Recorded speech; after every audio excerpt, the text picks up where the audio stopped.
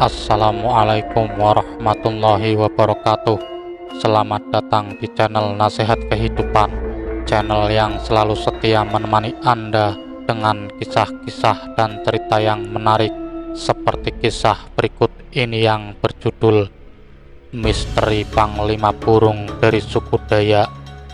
Semenjak meletus perang sampit pada tahun 2001 antara suku Dayak dan salah satu suku pendatang, nama Panglima Burung ini terus menjadi legenda dan mitos yang berkembang hampir secara nasional.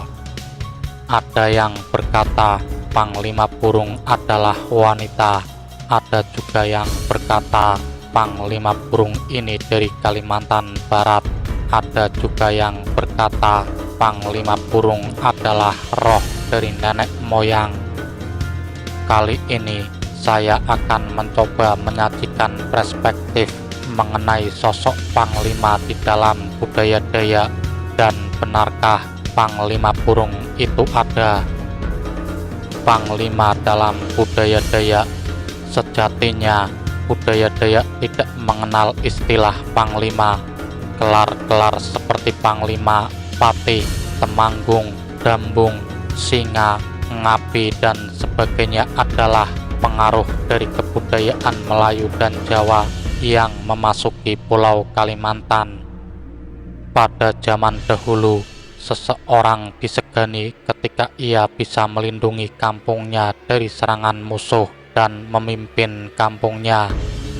Gelar yang disematkan dalam budaya Dayak Ngaju adalah Mamut Menteng atau orang yang gagah berani. Tetapi gelar ini pun tidak diberikan oleh dirinya sendiri, tetapi oleh orang kampungnya atau orang sekitar. Misal, zaman dahulu orang ini bisa merantau ke daerah suku Dayak lain dan bisa pulang dengan selamat, maka ia disebut seorang yang mamut menteng. Untuk menggali ini, tentu kita harus melihat dari kesusastraan Dayak kuno yang selalu dilantunkan dalam setiap upacara belian.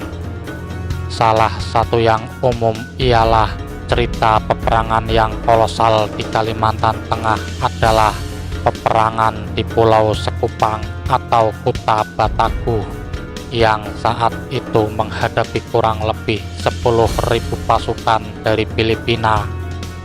Yang menjadi tokoh peperangan saat itu adalah pemimpin Kuta Batagu yang disebut Nyai Undang dan saudara-saudaranya yang dari Hulu Kahayan, Tambun, Bungai, Rangkai, Rambang, dan sebagainya. Tetapi tidak pernah tokoh-tokoh ini disebut sebagai panglima, baik dalam acara-acara adat. Untuk sementara ini, kesimpulan kita istilah panglima adalah budaya serapan. Nah, setiap suku Dayak memiliki istilah tersendiri di dalam siapa yang menjadi pemimpinnya. Misal, orang Kenyah menyebut Paren, orang Kadasan menyebutnya Foyon. Lalu juga ada istilah Tamanggung, Dambung, Patih, Ngapi, Singa, dan sebagainya. Tetapi perlu diingat, gelar ini bukan bersifat diturunkan ke anak-anaknya. Ada kriteria-kriteria tertentu seseorang bisa disebut pemimpin. 1.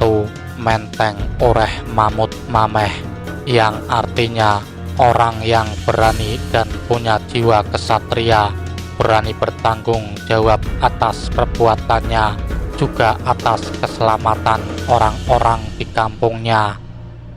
Dan yang menarik adalah kata mameh yang arti harfiahnya adalah bodoh, yang artinya ketika ia harus berjuang demi kampung dan warganya, dia tidak akan pikir panjang mengenai keselamatan dirinya, dan jiwa ini tidak dibatasi oleh bias gender. Ada satu kisah di Tewah tentang panglima yang melindungi kampungnya dari serangan asang. atau perampok yang akan memotong kepala musuhnya atau akan memperbudak yang kalah adalah seorang wanita. Ia dijuluki Nyai Balau atau Balau yang berarti rambut karena keindahan rambutnya. Ia hanyalah seorang ibu rumah tangga biasa, memiliki keluarga yang bahagia atau kenyapi. Suatu ketika, desa Nyai Balau diserang oleh Asang dari Tanah Siang dan anak sematawayangnya telah dipenggal oleh para Asang ini. Maka untuk membalas perbuatan para Asang dari Juking Sopang yang bernama Antang, Nyai Balau memimpin orang kampungnya untuk menuntut pertanggungjawaban Antang untuk disidangkan sesuai adat. Tetapi ternyata Antang malah menghinanya dan ingin membunuh Nyai Balau. Maka dengan pusaka semacam selendang, Nyai Balau mengalahkan Asang ini dan memenggal kepalanya. 2. Bakaji. Seorang yang bisa memiliki gelar pada zaman dahulu adalah ia yang memiliki ilmu kanuragan atau disebut bakaji. Untuk mendapatkan ilmu ini, seseorang harus selalu dekat dengan alam dan keheningan melalui ritual balampah. Seorang yang bakaji juga umumnya rendah hati. Ia tidak akan memamerkan ilmunya, sebab kekuatan yang ia dapat hanya digunakan ketika saat genting terjadi. Jadi, seorang pemimpin Dayak adalah seorang yang memiliki kehidupan spiritual yang baik dan tercermin di dalam hubungannya dengan alam dan kerendahan hatinya. 3. Menguasai hukum adat. Seorang pemimpin juga harus mengetahui hukum adat untuk dapat adil memutuskan suatu perkara, dan ketika ia melanggar hukum adat itu, ia juga harus bersedia bertanggung jawab. 4. Mendengar nasihat dan bijaksana. Nasihat ini dahulu bisa didapat dari raying atau Tuhan atau dari tetua-tetua kampung yang bermusyawarah. Misal kisah Sempung dari Rangan Marau, di mana demi menghindari pertempuran yang terus-menerus dengan serangan Asang dari Sungai Mahakam, ia bertanya dengan warga kampungnya dan melakukan ritual manajah Antang.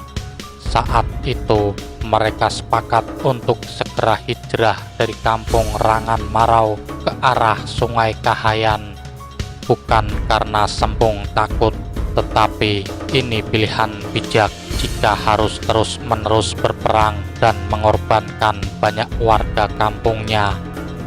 Seperti kisah kampung Busang Belawan atau di dalam Sungai Boh, tokoh yang memimpin kampung pada waktu itu adalah Bu Antang atau seorang Dayak Ngaju.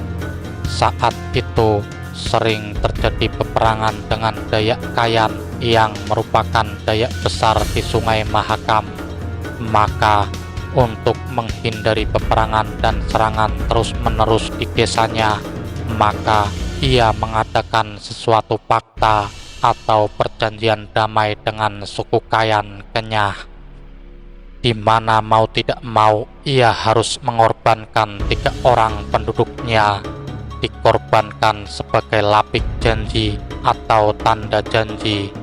1 orang bernama Gasing dikorbankan di wilayah Busang Belawan yang hingga sekarang disebut wilayah itu Nahagasing, sedangkan 2 orang lainnya diberikan kepada suku Kenyah di wilayah Apokayan.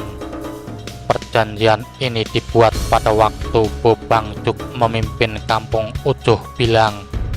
Bobangjuk kemungkinan menjadi penghubung ke suku-suku Kenyah di Apokayan karena beliau berasal dari suku Kenyah Lepotimai atau Umak Timai. Bobangjuk adalah seorang tokoh besar di wilayah Kecamatan Longbagun. Dalam perjanjian itu, orang-orang Bu Antang harus menjaga agar jangan Dayak Iban masuk melalui jalur kampungnya ke Mahakam. Sebab saat itu orang-orang Kayan Kenyah juga bermusuhan dengan orang Iban. Apa yang dilakukan Bu Antang bukan suatu tindakan pengecut, tetapi bijaksana. Sekarang kembali ke topik kita tentang Panglima Burung. Setelah kita tahu bahwa sebenarnya istilah Panglima bukan budaya awal suku Dayak dan juga kriteria orang yang bisa disebut pemimpin atau semacam Panglima. Panglima Burung adalah seorang panglima dari desa Meliau, Kalimantan Barat. Konon ia adalah salah satu tokoh yang ikut perang Maja di desa Melia. Beliau lahir di Merakai Panjang, Kabupaten Kapuas Hulu pada 14 November 1914 dan sudah meninggal pada tanggal 27 Oktober 2005 pada umurnya yang hampir 100 tahun. Panglima Burung adalah wanita muslimah. Kiai Haji Muhammad Juhron Erpan Ali, Ketua Pondok Pesantren Ushuluddin Martapura. Ia berkata, Panglima Burung seorang wanita berparas cantik namun berwatak bengis. Kembali kepada keberadaan Panglima Burung yang legendaris, kata Kiai Haji Muhammad Juhron Erpan Ali, keberadaannya memang nyata, berwujud seorang wanita berparas cantik namun berwatak bengis. Panglima Burung sudah ada jauh sebelum Indonesia terbentuk. Namun begitu yang mengejutkan dari penuturan Kiai Juhron adalah karena sosok Panglima Burung selaku panglima perang tertinggi suku Dayak ternyata beragama Islam dan menyandang titel seorang hajah. Panglima Burung adalah roh nenek moyang yang merasuki. Ketika perang Sampit terjadi, diadakan ritual manajah antang untuk memanggil roh-roh nenek moyang. Dari hasil diskusi dengan Bang Glol, salah satu yang bergelar panglima dari Dayak Benuak, roh-roh nenek moyang yang sakti ini datang dan bisa merasuki siapa saja, sehingga seketika itu ia memiliki kesaktian, dan jika roh itu pergi, maka orang itu kembali menjadi orang yang biasa saja. Panglima Burung tidak pernah ada di Sampit. Ini juga dari hasil wawancara dengan pelaku konflik Sampit yang merupakan pasukan awal yang terjun ke Sampit. Pada 3 hari pertama, kota Sampit dikuasai oleh salah satu suku, dan saat itu banyak orang Dayak Sampit yang eksodus ke tempat lain, sebab banyak juga orang Dayak yang menjadi korban. Pada hari ketiga itulah datang seorang tua memakai sampannya, dan para perusuh yang menguasai kota Sampit saat itu bertanya-tanya, siapa orang tua yang berani sekali datang ke Sungai Mentanya ini. Bapak tua ini kemudian melawan para jawara suku tertentu ini dengan hanya menggunakan semacam kain bahalai. Saat itu kakek ini pergi ke salah satu rumah orang Dayak di Sampit, di mana orang rumah ini sudah sangat ketakutan. Ia berkata untuk jangan takut dan berkata, Allah itan kea, atau orang kita juga. Dan dia berpesan bahwa nanti akan datang pasukan awal sekitar 70 orang. Mereka akan tinggal di rumah ini, dan kemudian kakek ini pun pergi. Barulah datang pasukan awal yang melawan para jawara musuh saat itu. Setelah kloter pertama yang menembus kota Sampit, baru berdatanglah bantuan dari suku Dayak lain, seperti dari Kalimantan Barat, Kalimantan Timur, dan Kalimantan Selatan. Dari wawancara dengan salah satu pasukan kloter pertama itu, ia tidak pernah mendengar atau melihat Panglima Burung. Justru Saat itu ia baru mendengar setelah dari media yang meliput.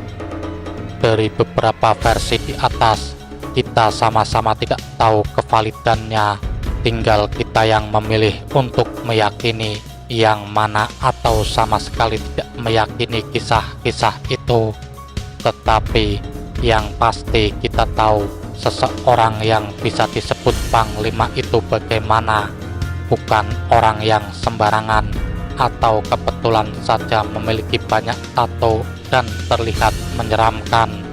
Saat ini banyak bermunculan orang yang mengaku panglima Dayak demi untuk kepentingan pribadinya saja, menjadi centeng perusahaan sawit dan tambang, atau menjadi bodyguardnya pejabat, padahal panglima itu akan berjuang dan berkorban bagi masyarakatnya. Begitulah sahabat nasihat kehidupan, kisah dari misteri panglima burung dari suku Dayak. Terima kasih sudah menyimak kisah yang kami sajikan. Semoga cerita ini bermanfaat bagi kita semua, dan nantikan kisah-kisah menarik lainnya. Wassalamualaikum warahmatullahi wabarakatuh.